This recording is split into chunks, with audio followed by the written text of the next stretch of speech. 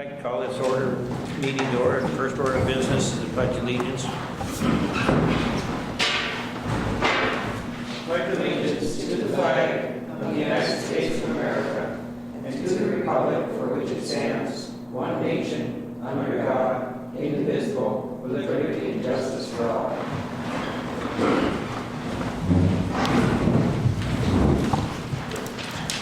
First order of business is to approve tonight's agenda. I'll make a motion to approve tonight's agenda. I'll second. We have a motion and a second. All in favor? Aye. Opposed? So carried. To approve the regular minutes of the council meeting for January 17th. Everybody get a chance to read them? Any corrections? I'll make a motion to approve the minutes from the 1/17/2023 meeting. I'll second. We have a motion and a second. All in favor? Aye. Opposed? So carried. Next order of business, approve the claims list for January 23. Anybody got any questions on any of the claims? Have a chance to review them? Get a motion, please. I'll make a motion to approve the claims for January 2023. I'll second that. We have a motion and a second. All in favor? Aye. Opposed? So carried. To accept the accounts balances and disbursements ledgers and financial statements for the general water and sewer funds for January 31st, 2023. I'll make that motion. I'll second. Motion and a second. All in favor? Aye. Opposed? So carried.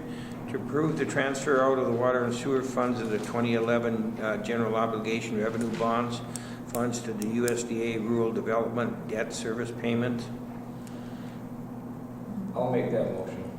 I will second that. Have a motion and a second. All in favor? Aye. Opposed? So carried.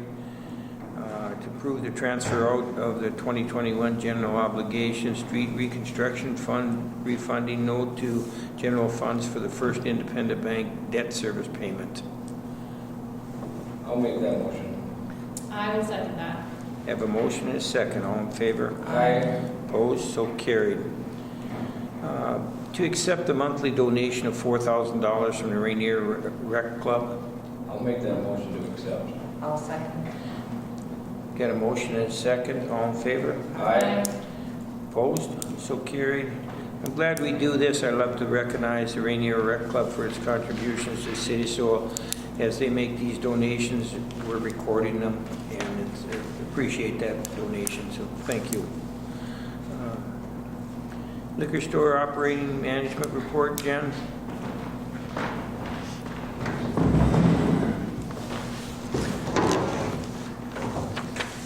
See, you had another great month. Maybe better than great, huh? That must be your best month. It might be. I think it's pretty close, yeah. Pretty close. I don't remember February's any. going just the same, so we're doing good. So what do we got coming up for next month? Well, we're gonna focus on St. Patrick's Day and then making sure we have staff for the Old Timers Hockey Tournament and try to squeeze in a couple more cribbage tournaments. And then, What weekend is that? The hockey tournament. the 17th. Yeah. See, the snowmobilers are attending the liquor store on a regular basis now. Is it just the weather, or it's been kind of all winter long? Better weather? I think it really picked up like January, like once the snow came. Any other issues for? Anybody got any questions? Everything's working okay over there, coolers and ice machine? So far.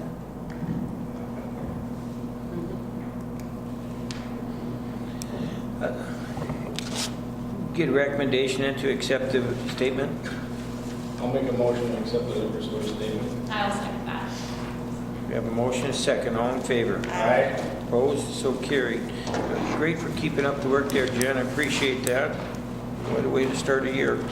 The audience's information is about $12,000 net last month, which is first month of the year. Way to start it out.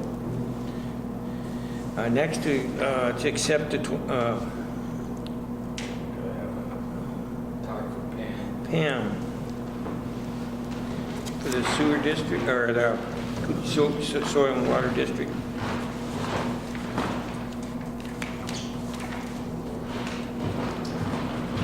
So I just have a one-pager outlining my very quick discussion tonight.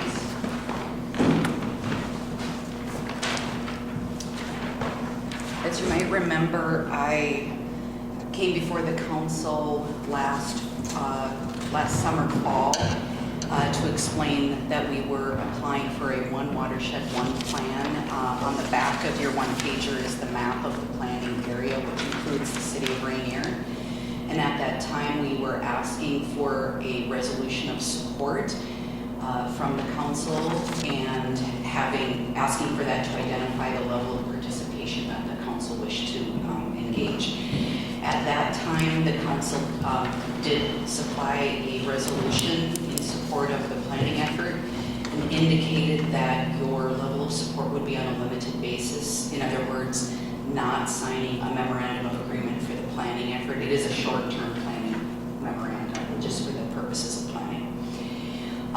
But as we gear up to submit the final documentation, the MOA, memorandum of agreement, the work plan, budget, and timeline, I did want to take one last opportunity to extend that invitation if this council wished to become part of the policy committee, which then does involve signing the memorandum of agreement.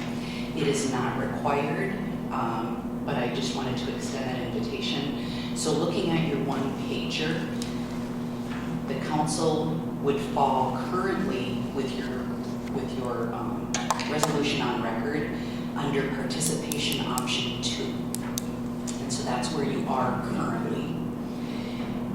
My visit today is just to make sure that nothing has changed, or if the council would wish to be part of the policy committee and sign the MOA, we would then be looking at that option 1, which is that full decision-making partnership, and we would be looking for one member of this council to be assigned to the policy committee and then represent this council in that capacity. As I stated, it is not required, and if the council chooses to stay where they are, which is participating on a limited basis, you still have every opportunity to provide input, maybe review portions that are specifically to the Ranier area. That was kind of the gist. In the future, if the council chooses to stay where you are, but something changes and you'd like to become part of the decision-making body, the current draft MOA does allow for future members to join. The only difference between joining now or joining later is at present, you would be part of finalizing the memorandum of agreement. If in the future you choose to join after the fact, it would be under the existing MOA. So you'd be bound to what was decided by the other partners. In reality, it's, from what I can tell and the feedback I got from the county attorney, it's kind of a state template. So there's probably not a lot of things that are open to debate, with the exception, currently we have designated the soil and water as the likely lead, both as the fiscal agent and as the grant administrator. But if you have different thoughts on that, entering or being part of it now, your voice would enter into that discussion. So, yes. I have a quick question. So I see there's a difference here with the optional partner's signature for an MOA for planning, and then that's only if we don't have direct participation from the start. Is that what you're saying? Yeah. And if we do have participation where we have somebody from our council attend all these meetings, that would require a signature? Right. There's different levels or different committees. And I guess I'll preface this by this is our first time around with it too, so I just want to make sure that I'm remembering everything correctly. There is a steering committee which is made up of staff from the signers of the MOA. So all entities that are signing on to this policy committee, which representatives from elected boards. They would assign one of their staff to the steering committee. We're kind of the worker bees. We get the agendas, we keep everything, meeting logistics, that. Then there's an advisory committee that's typically made up of, there's 5 mandated resource agencies, so it'd be Minnesota Pollution Control, Department of Natural Resources, Board of Water and Soil, etc., DNR. And then there's knowledge experts that, key people that have specific expertise in waters and any other resource concerns that have come up. So those, it's possible to be identified by the partner membership as maybe an advisory, if that fits. Otherwise, what it's saying here is that this signature is that's optional. So if you want to sign, then you become part of that decision-making body. But if not, you could still have input and participation, but it would be via public input. So that means, as the plan goes out for public comment and review, that's where you would participate. So it would be less formal. But I can keep, I believe, and I'll check this out with my state person. But once we develop a distribution list, so it's like meeting agendas, meeting summaries, meeting minutes, any outlines of resource concerns, we would definitely be putting out like a scoping document that would solicit the input of public. So if you wanted to go that route and just kind of be absorbed into that part of it, then you would be on behalf of the city of Ranier submitting your what you identify as priority concerns.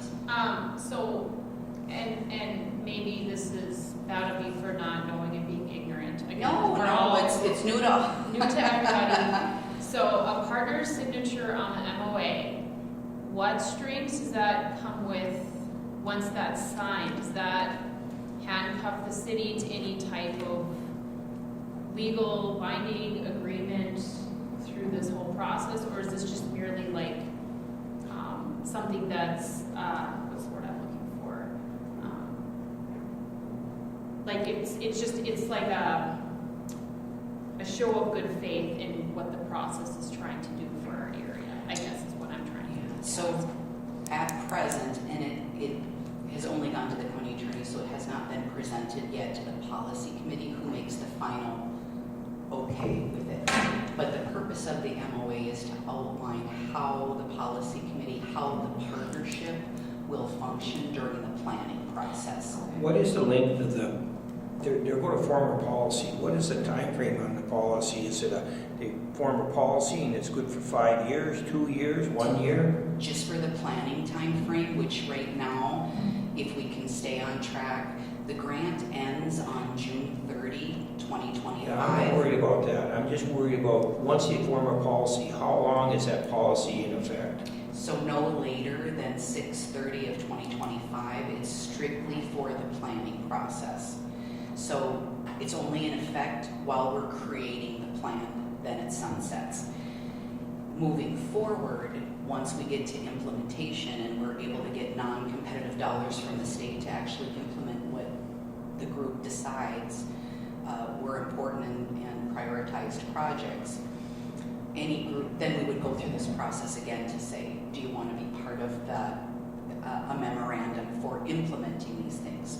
The one we're talking about now is a short-term agreement that only lasts from when we commence planning, basically once the grant is in our hands, which should be between March and April. I guess you're missing the point what I'm trying to say. They're going to form a policy. How long is that policy in effect for?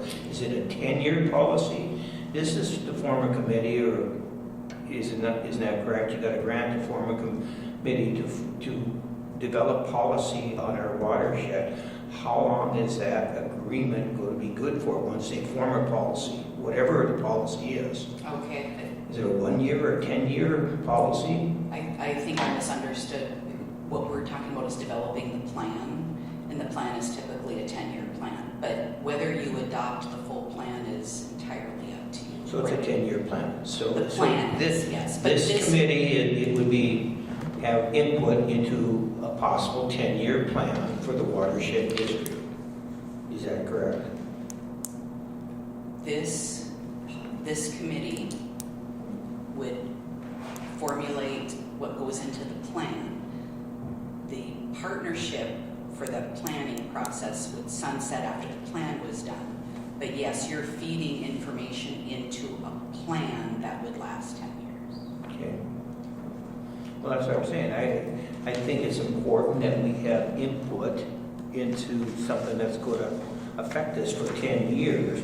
Obviously, there must be some way of amending that plan, but once you get a plan, they usually don't like to amend them. Or is that not the case in the past? Have they amended plans? Currently, we're operating under a county-wide water plan, and that has a 5-year review and updates as necessary. I do apologize. I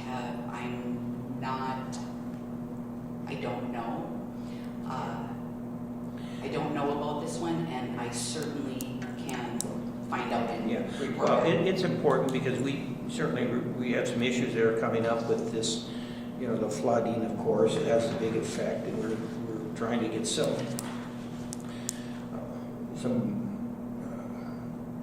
we're trying to work on trying to alleviate some of the issues caused by the flooding, mainly with these Ranier rapids.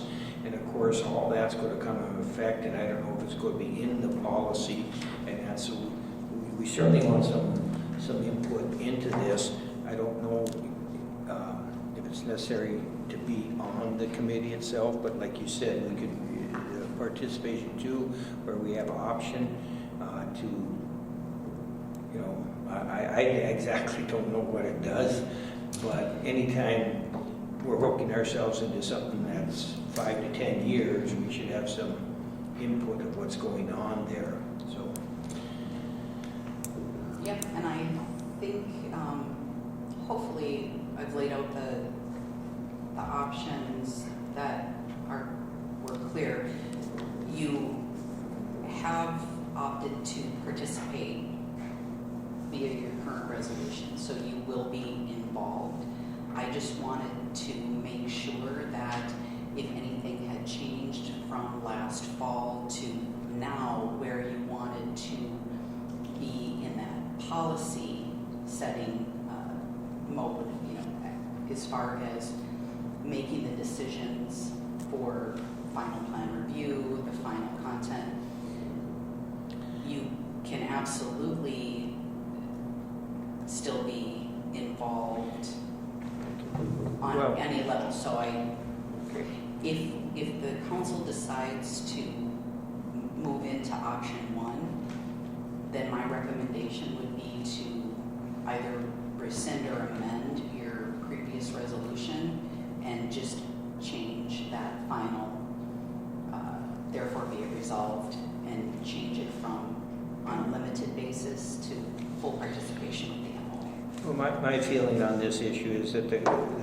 watershed district is basically an arm of the county and has great, and I trust that we can go to the county board with our concerns if we have any or any recommendations that we got, and then we expect our council people. I see Destry's here tonight, appreciate you coming.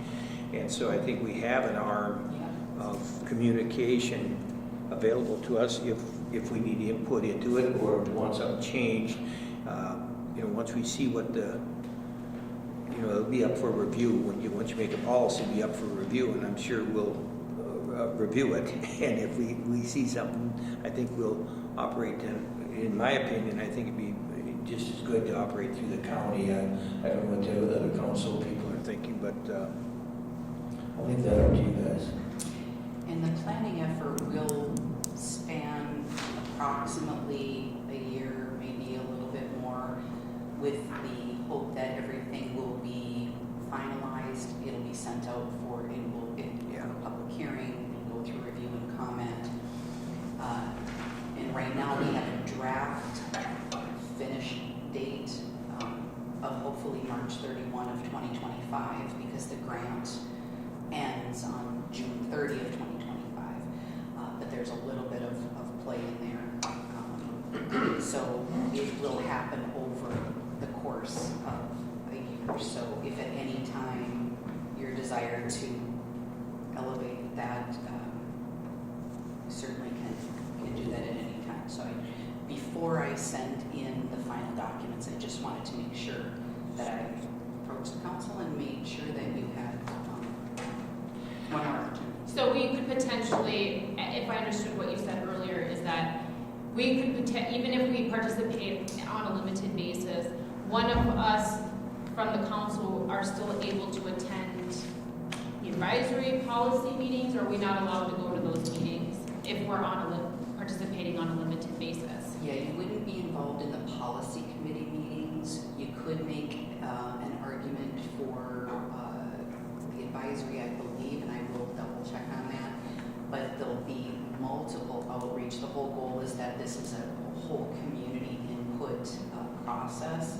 So there should be no missed opportunities to provide feedback and input on any of the resources. And I'm asking these questions, council members, simply because historically, from my own experience, anytime there's a project or a plan, if you're not involved from the steering committee level onward, public comment typically doesn't change the decisions and the policies that have been created unless there's something beyond their control. So I don't know how important it is for us to have somebody physically at the table for this process and if it matters or not, but I think that it's something that should be considered, being that we're a lakeside community. I mean, everybody's affected by watershed, but I just, I don't know if that's something that we need to consider or if it's something that we just need to continue on a limited basis and continue to rely, as Mayor Wagner said, on the county and the people that we know. Is there a cutoff date for this? Yeah, I need to submit the final documents by March 17th, and I don't know when your follow-up council meetings may be. If this is something that you would like me to get back on those, I could work with Cheryl on any lingering questions that I need to follow up on. Give me some examples of what that are on the policy. What do they do? I mean, they're forming policy for the watershed district. Is that? We're not forming policy, we're forming a watershed plan. So right now we operate under a county water plan, so it follows political boundaries. And Well, give me some examples of what's in the plan. So what's in the current county water plan is it looks at all of the major watersheds and the minor watersheds. It identifies resource concerns, and I don't have it committed to my memory, but it's, surface water, drinking water, septic systems. So there is a variety of potential issues that were identified by we would identify as an advisory committee now. And then the committee went through working together on working with a mapping person, looking at the land use, looking at where the water monitoring had been, any water samples, and we try to zero in on what are some tangible reductions or any potential threats to water quality. And then we develop steps or projects, and that is what the implementation table is. So we develop projects, identify where funding may come from. The problem with the old way of doing things is all of those projects that were decided on and identified in the implementation table, there was no money attached. So we had to compete with the rest of the state to try to find grant money to get these projects done. By moving to a one watershed, one plan basis, what the state has essentially done is for those that want to plan on a watershed, which is the way the water flows, they have switched to, it's called WBIF, or watershed-based implementation funding. So we no longer will have to compete for the projects that the community identifies in the plan. So this planning effort is meant to identify what our priorities are. That's enough. I got it now. I got to figure it out. And I think it is important that we get involved in this, because if there's going to be some funding available and the project comes up, I got it figured out now what you're trying to do here. So and that's fine. So I really think we should be involved in this. I think we should appoint a person to help on this, and I'll be glad to volunteer for this. I understand some of this stuff now, so. So, Again, that'll be the council's decision, but I think we should go to number one. We should be part of the planning. Well, I mean, again, I feel that it's anything with water related. Yep. As little as I know, I still feel if it's water related, someone should be involved. I'm perfectly willing to participate if we don't have someone that wants to put the time commitment and attention and energy into it. I certainly have the time and energy available, but I don't know who else is interested in participating in this. Well, if it starts to develop projects that come out of this or needed projects, I have pretty good background in that stuff and how they work, so I will volunteer for that. If we say we want to be in Participate. participation option one, do we have to set a name tonight or not? 5 to 7. We need to change our, Right, A representative? that's correct. so what I would need is for your minutes to reflect that this council is either rescinding or amending your resolution 2022-09 I think we should. Yep. to read that, and I can send you the language, Cheryl, that you want to fully participate, which then will identify you as a member of the policy committee, and then we would develop that. If a draft is created, I know we're on a short time frame, but we would get that finalized, and then it would come back to a future council meeting for your final review and approval, but it will be developed, it will be reviewed and approved by the policy committee. So if you're able to identify your member, you could also identify your policy member and possibly an alternate. So we should then get a motion to rescind the option, which we optioned participation two. At this time, I'd like to entertain a motion from one of the council people to rescind that participation and formulate participation option one. I'll make that motion. I'll second that. We have a motion and a second. All in favor? Aye. Opposed? So carried. Thank you. So you can get Cheryl the other information you need, if, you know, the time frames and stuff like that. Thank you. Thank you. Moving on,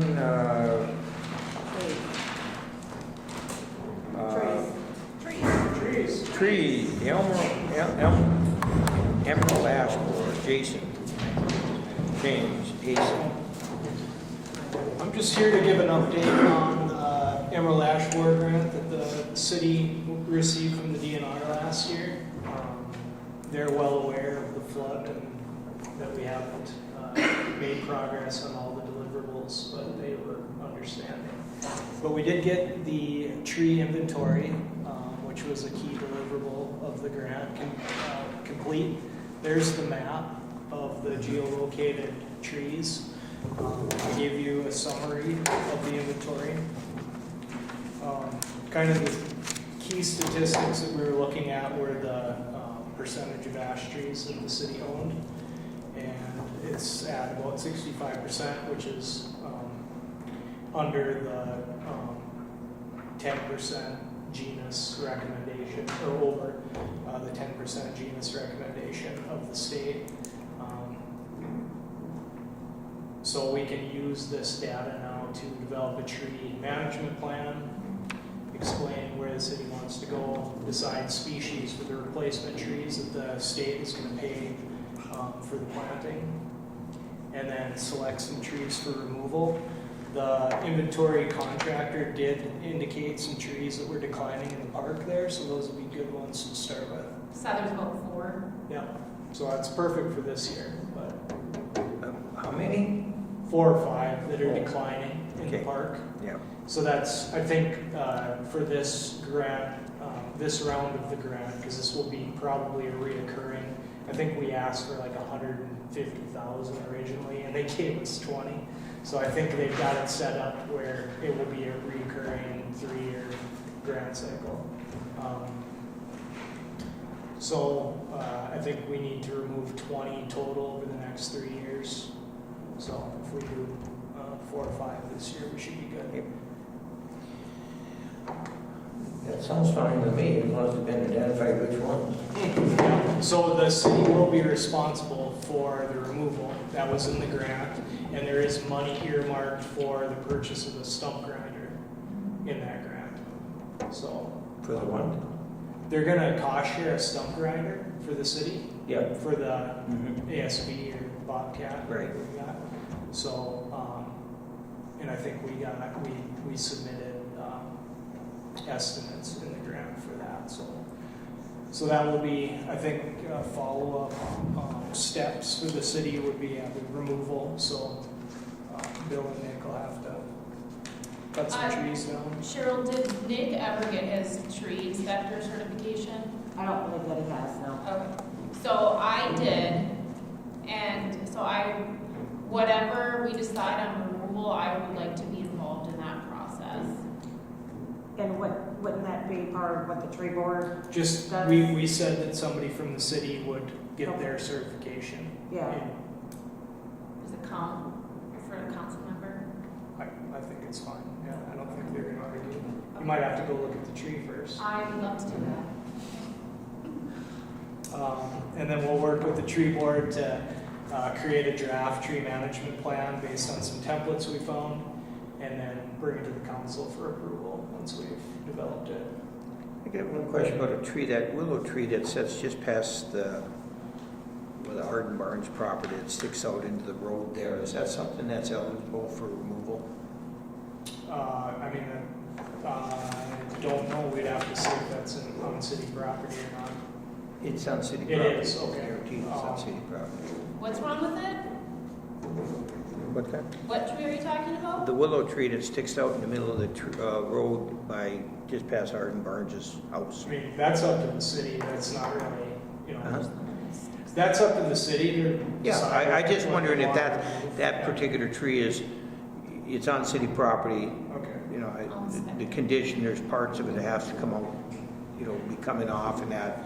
I don't know if the whole thing needs to be removed, but there are some dead branches and stuff on it. So we can look. She did a really Yeah. thorough job.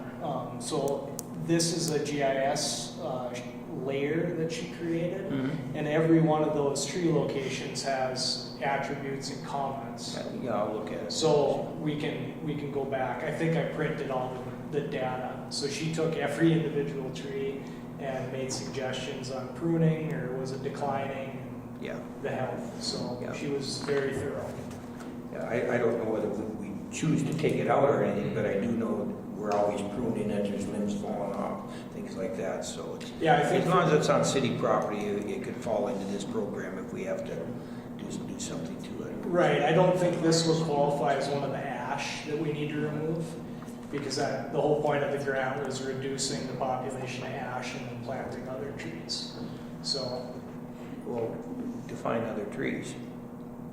we have a list of other alternative species. Oh, you mean to plant other trees, Right, not yes. remove it, just to remove the Yep, emerald ash borer. yep, Okay, got it now. yep. All right. So, yeah, if the council has any other questions, for me, Cheryl's got my email, and we can, if I you got appreciate that. individual tree questions or something, we can look that up. Yeah. That was just that one. Okay. Any other questions? Thank you. Thanks. Thank you.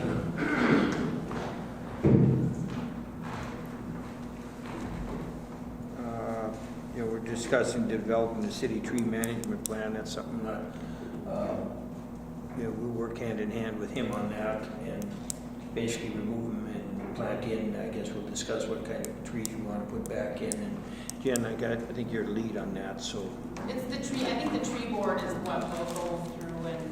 yeah. So that's what we'll leave it like that. In a public workshop and a presentation for tree selection management on private properties too, if anybody's interested. I guess we can